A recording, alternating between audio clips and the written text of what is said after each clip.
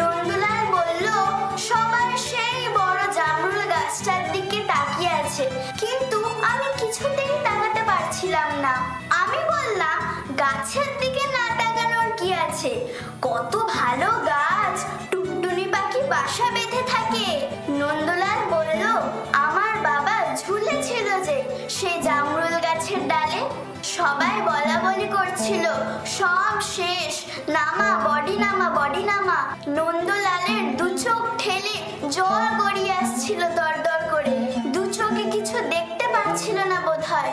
দুহাত দিয়ে সেই ভেজা চোখ দুটো রগড়াতে রগড়াতে বলল, আমার বাবার খুব লেগেছিল, আমার বাবার চামড়া খুব নরম ছিল, আমি জানি।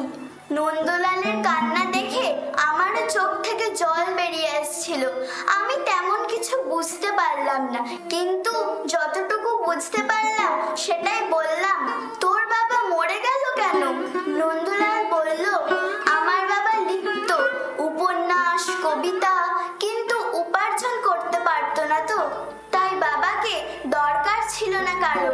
আমার আর কিছু শুনতে ইচ্ছা করছিল না। আমার মনে